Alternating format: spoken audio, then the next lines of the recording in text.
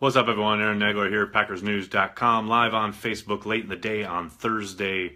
Not a whole heck of a lot to report when it comes to 1265 Lombardi, but I thought I'd jump on and see what's on your minds. Let you know that my latest podcast just dropped at PackersNews.com, so when we're done here, you should go there, take a listen.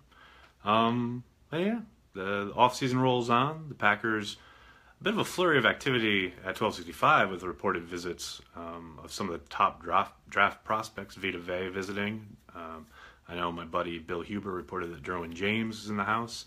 I reported a little while ago that Jermaine Edmonds is stopping by. So clearly they're looking at first-round talent. Under Ted Thompson, they most often would use those 30 pre-draft visits almost exclusively for late round / undrafted free agent types to kind of make their pitch, so to speak. But it's clearly Gutekunst wants to get these guys in the building, make his pitch, and get them looked at, put them up on the board, etc., stuff like that. Fargo, North Dakota. What's up, Taylor? How you doing, man? North Korea checking in. What's up, Lloyd? Who would be a good receiver to trade picks for? Man, that's a out of left field question. Not Odell Beckham Jr. because they need to trade too many good picks. That's a good question. Ask me tomorrow. I'll think about it over the next 24 hours. What about the injuries for Clay Matthews? Well, he could have missed the Pittsburgh game this past year, was nicked up from time to time, but he, for the most part, was on the field for the balance of the season. I think he had a good year. Injuries are always an issue. Clearly, he's battled the hamstring stuff his entire career. He's got 1 year left in his deal. I think they'll let it ride. Happy days from La Crosse, Wisconsin. What's up, Steve? I, for one, loved Richard Rodgers, says Sean. Well, I thought he's a solid pro. I don't think he was anything special. I think it's clear why they wanted to move on. They want to improve at the tight end spot.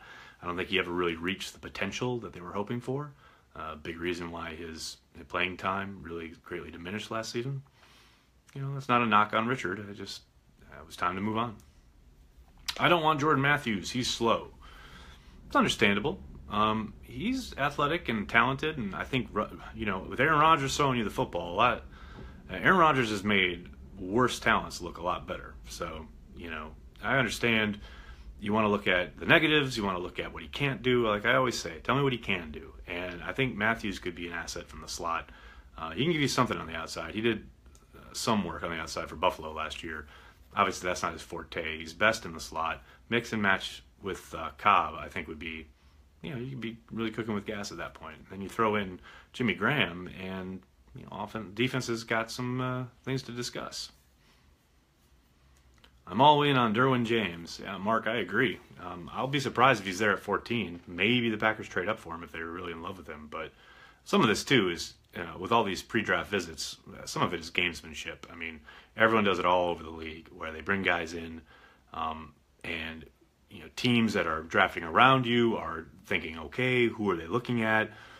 Who might be available for us, etc. Everyone has homework on everybody.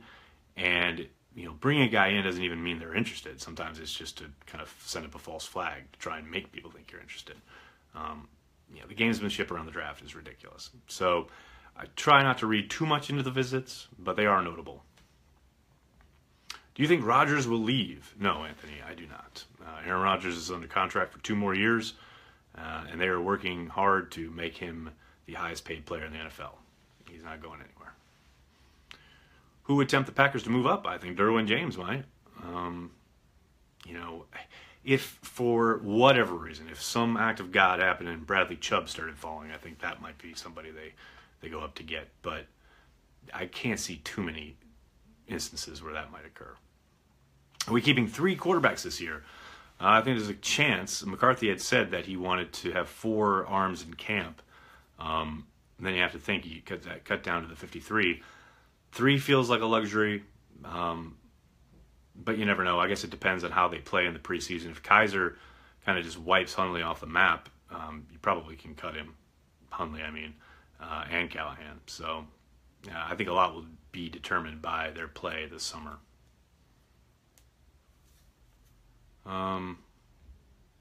They'd have to trade up, but with Goot at the helm, there may be more trades. Well, you know, Thompson traded a lot. He just often traded down. He did trade up every once in a while, sometimes with success, sometimes not. But I think the key for Gutekunst is he's got the most picks in the draft, so he's got supreme maneuverability as far as being able to put things together, especially owning that first pick on the third day. He can make things happen if there's somebody he desperately wants. You know, that really, it's all dependent on his grading of these prospects. Joe better than both. I don't know about that, Preston. I like Joe Callahan. I think he's got a live arm. He's fun in there in the pocket.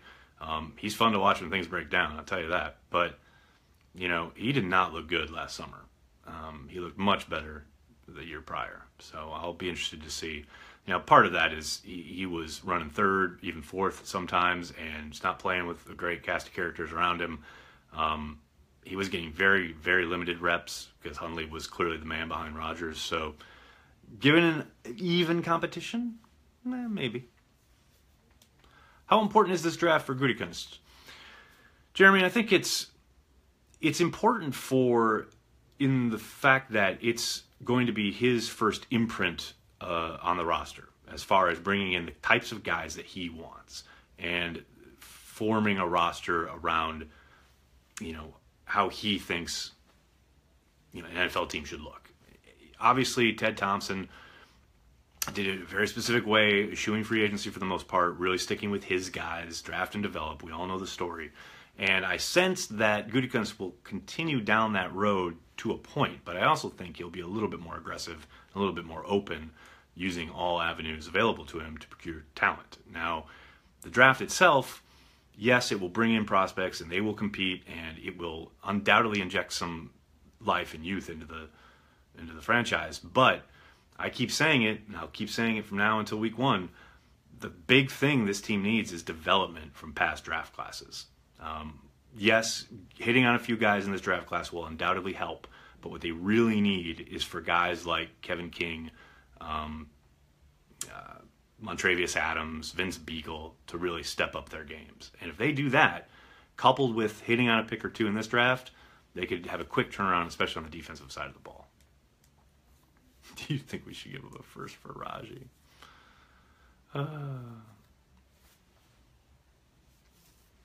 Rodgers under center, Jones, Williams in the backfield for a full season, healthy, hopefully. I tell you what, that is a big component of it.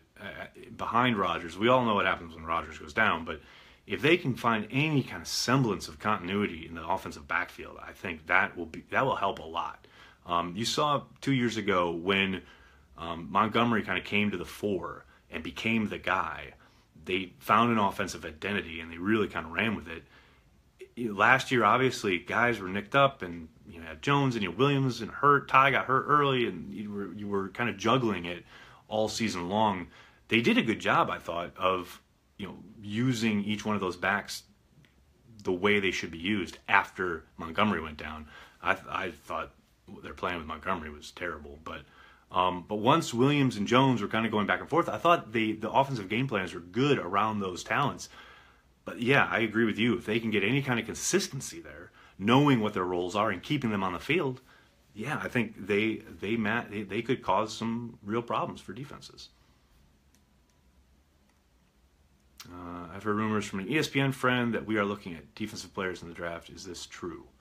Yes, it's true. Becoming a running football team as Rodgers gets older is a possibility. Now, it's just not in McCarthy or Rodgers' DNA to keep the ball on the ground. I do wonder how much of this talk about going back to square one, scrub brush approach to the offensive playbook, how much of that will unearth? Because, McCarthy said no questions off the table. They're trying to think of, a year one kind of install look at the offensive playbook and who they are now, not who they've been. If that's the case, I agree with you. I think they should. Something that we saw, an ability to run the football last year, even with makeshift offensive lines, with these two backs, they've shown some creativity and some burst and ability to get yards after contact and, pick up first downs, move the chains. I think, yes, I think the more they lean on that, the better it will be for Rodgers for the next 5 years, towards the end of his career. Philbin will open it up. Remember the Jermichael Finley years. Preston, I agree that the potential is there for things to open up nicely, especially with Jimmy Graham at the tight end spot. That's been when they've been the most productive. I still think they would be best suited getting those guys going on the ground and taking the pressure off of Rodgers that way. You saw last year how incredibly quarterback reliant they were, and when they lost their quarterback, it all kind of fell apart. Now, they did discover a running game that really didn't help them because they didn't have the quarterback to take advantage of the coverages that they were seeing. Aaron Rodgers is not such a quarterback. So it's a cat and mouse game. I think obviously Philbin knows Rodgers very well. He knows McCarthy very well. He will help them. But I do think the biggest help for Rodgers would be to get that running game going. Does McCarthy call the plays again? Yes, he does. No more Janice sweep. Pour one out. Did you like the movie Draft Day? Oh, I haven't been asked that in a while. No, I thought it was putrid. I thought it was terrible. I know a lot of people who were in it, so I try not to talk too much about how much I hated it, but wow, I hated it. Chad Reuter has us take a Denzel Ward. Oh, does Chad have a new mock out? I haven't seen it yet. I just did a mock draft roundup yesterday, so maybe he dropped it last night or this morning, but I haven't had a chance to look. Chad's a buddy. I can't comment on the mock because I haven't seen it, but I will say that I may have said this before, I can't remember, but I met Chad at the NFL draft in New York, and we were sat next to each other in the media section, and when Morgan Burnett was selected, Chad turned to me and said, "That's Green Bay's day one starter at safety." And I thought, yeah, who are you? Whatever. And Morgan Burnett was the day one starter at safety. Obviously, draft guys, mock drafts, etc., you take it all with a grain of salt. But with Chad, I pay a little bit more attention. He's got a good track record, and he knows what he's doing. Did McCarthy do the play calling before when Philbin was here? Yes, he did. The thing that Philbin really helped with, talking to both Joe, Mike, and a couple people around that operation back in 2011 when they were 15-1 and scoring ridiculous amounts of points, is Joe's ability to basically say no, be a no man. Say, we need to try this. You're doing too much of that. Get over to that. We've got all this on the play sheet. Get to it. Now's a good time to try this. And he said it in his introductory press conference when a couple months ago when he came back. His job is to make Mike McCarthy look like the smartest play caller in the NFL. And I tend to think he's going to pick, if not right up where he left off, it's not going to take him long. I think they have a really good working relationship, and I think Joe's really smart. I know he's kind of been tainted in the eyes of fans because of his stint down in Miami, but he's still a really smart guy, a really good football coach, and he really knows the ebbs and flows of the game. And I think that's been his biggest value to McCarthy when he's been in Green Bay. Don't laugh. How about Eric Decker? I wouldn't laugh at that. It makes as much sense as Jordan Matthews to me. Probably more so because I think Decker's a little bit more effective on the outside, on the perimeter where they really need the help. But and we'll see. I doubt it. We haven't heard any kind of talks. We haven't heard that they've reached out to Decker at all, which would lead me to believe that they're not interested. But you never know. Maybe they get closer to the draft. They want to shore that up a little bit, get some depth there so they're not feeling so boxed in, needing to find a wide receiver, which I think they do regardless. But we'll see. Do you expect to see Adams continue to make steps, or will he become complacent? If you're talking about Devontae Adams is not getting complacent. I would be absolutely shocked if he went the Antonio Freeman route after getting paid.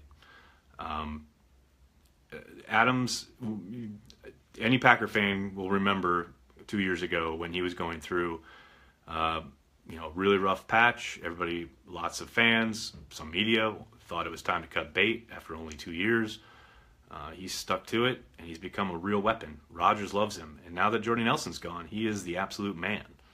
So, you don't never really know when guys get paid, but I don't get that sense from Adams at all. Now, we'll see. when they lace him up week 1. We'll see where he falls for the rest of as the season progresses, but it's definitely not the sense I get. The lack of Josh Jackson talk is interesting to me. Whew, lack of Josh Jackson talk. You mean on this here Facebook? Maybe today I haven't talked about him, but I've talked about him pretty much every day. And I suspect I will leading up to the draft. I think a lot of people have kind of, and this is kind of, what happens in draft season. You get guys doing mocks, and like Josh Jackson was mocked to the Packers a lot early on when people were still at 1.0 and 2.0 versions of their mock. But now people have done that, so now they start talking about other ideas, trades, etc. But I tend to think Josh Jackson talk will pick up again the closer we get to the draft, because I agree with you. I think he does make a lot of sense as far as a perimeter corner they can bring up. Obviously King, learn from Tramon Williams, etc. I think it does make sense. But yeah, I don't know about a lack of talk when it comes to Josh Jackson. Can we trade you for DRC? Yeah, man, Steven. DRC can do Facebook Live. It's cool by me. Thoughts on Jair Alexander? He's small, and he's. I like his attitude. I think he's good, not great. I think 14's a little early for him, but we'll see. I tend to think he'll be gone by the time the Packers are amiable to picking him, say in the top of the second round. But we'll see. Do you think Michael Clark and D'Angelo Yancey help us much this year at wide receiver? I think there's a good chance that Yancey can help. I think there's a real good chance that Yancey develops into something that people aren't expecting. I've been ridiculed for this stance, but I don't care. From what I saw last year, he was really kind of hitting his stride at the end of the summer. Now, obviously, this is the caveat that he works his butt off in the offseason and comes back ready to party on the field, that is. But yeah, we'll see. I think Clark is just too raw, awfully raw to depend on. Maybe he surprises and shows up and really blossoms as a wide receiver, but I'd be very surprised.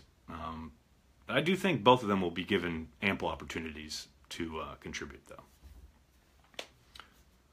Opinion of Davenport. You think he's overrated? I think, yeah. It's hard. It depends on who's doing the rating, right? I do think he has been a beneficiary of some really well-placed agent talk. I think whoever his agent or PR group is has done a really good job of getting his name out there.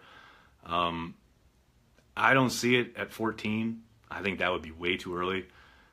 It only takes one team to fall in love with him, though. Maybe he goes in the first round. Maybe he's there in the second. But I would definitely pass at 14. I think there's a lot of upside there, but there's a lot of, raw ability that still needs work. Need more quality depth at tackle. Peter, I agree there. I mean, heck, they might not even need depth. They may need a starter. With Brian Bulaga, you don't know. I just can't imagine he's going to be ready for week 1. So we'll see. I tend to think they're going to look at tackles hard in the draft, and they're going to have to. Do you think we're done in free agency, worried about the cornerback position? I think I know they were supposed to be talking to Devon House this week. I don't doubt they'll still be looking. I know DRC has said he's fine signing in April. Well, it's April. So there are still some possibilities. Delvin Breaux, that kind of has fallen by the wayside. I haven't heard anything about it. That doesn't mean it's not happening. That meeting, that is. So there are still possibilities out there. I tend to think they're just going to wait it out. That maybe if they do sign someone to try and shore up the position and not box themselves in during the draft, I would look for something the week of the draft, if not like the day before, like we saw with Jari Evans last year. And you remember, leading up to the draft, everyone thought guard was a major need, and then Thompson signed Evans the day before the draft, and then it wasn't a need anymore. So if there were to be a signing, I would look closer to the draft rather than this far out.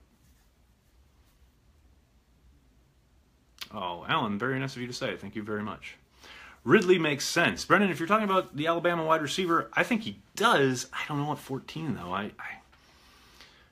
I don't see a guy that I want to spend a first-round pick on, especially for a team and a crew that has had so much success identifying talent in the second round and even in the third at the wide receiver spot. Now, how much of that is still in-house? How much of that was Alonzo Highsmith, Elliott Wolf, etc.?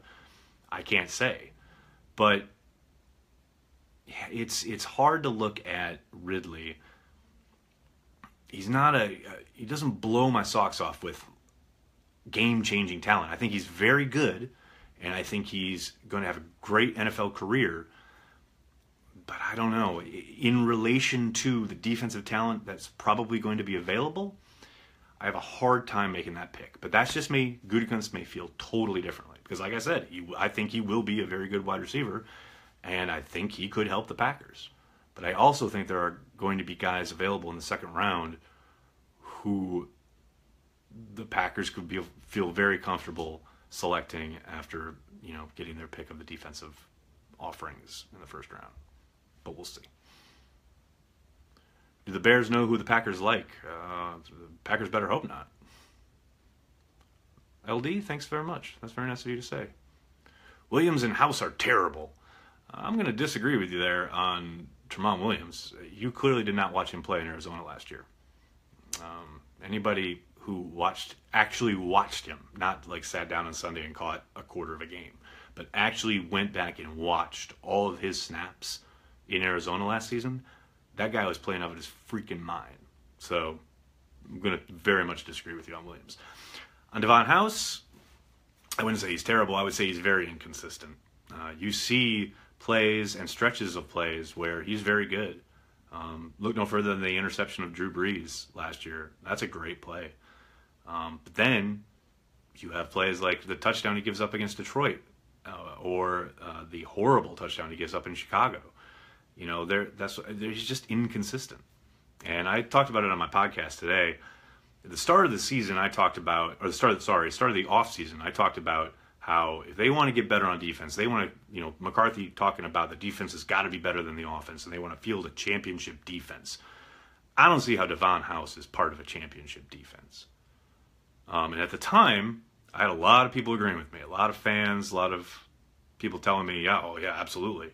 Now, I get lots of tweets and lots of emails, well, they got to sign Devon House, right? No, they don't. I think I would much rather have a Lindsey Pipkins out there than Devon House. With Pipkins, you don't know where that ceiling is yet. With House, you know exactly what you're getting, and I don't call it championship caliber. So, maybe veteran leadership, etc. But you just brought back Tramon Williams. That man's going to lead regardless of what's going on. So, yeah, I understand why they would bring him back. I just personally wouldn't do it.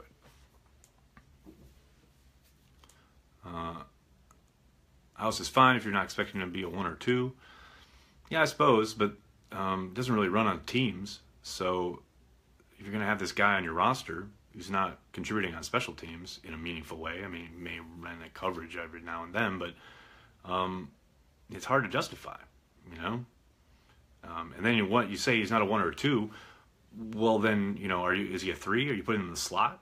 He'd be killed in the slot. You got to play him on the perimeter. So then he's going to be most likely running up against some of the top echelon wide receivers. I just think they can do better. Can McCray hold down the right tackle spot until Bulaga returns? I don't think so. I've been very vocal about how good I think he is at guard. I think he's a major liability at tackle. He's not quick enough. His feet aren't quick enough. I think he's a really good guard, and I think he could do a really good job filling in at guard, and even starting at guard. But yeah, no, the tackle, no chance. John Longbeard looking to get blocked. That's really cute. You can call me derogatory names all you want, but you're the one typing them into a Facebook comment section. Well, here people are here to talk to me. So I'm sorry your life is so miserable. But enjoy. I'm glad we got rid of Randall. I got really tired of hearing 500 times in every interview. Man, whatever. It's just how he is. It's how he talks. It's no big deal. who would they draft at tackle? Who could they draft at tackle? That's a really good question. They could possibly look at guys in day 3 or even late day 2. I haven't really looked at any of them yet. I would be very surprised if they took a tackle at 14. Say McGlinchey drops or something. I'd be very surprised. Let's see. Hayden Hurst in the second. Sean, I think that's a real possibility. I think without question they need to address tight end in this draft. I think he's a complete tight end, unlike some of these wide receivers masquerading as tight ends these days. But yeah, we'll see. I think it's either tight end, a good possibility for a tight end or a wide receiver in the second. But we'll see. Kappa, Andy, I love his game. Absolutely. Does Clinton Dix have a monster year after kind of a down year? I don't know about a monster year. I think the Packers are hoping for a competent year, a respectable year. We'll see. He needs to bounce back big, obviously. Better than course interviews next.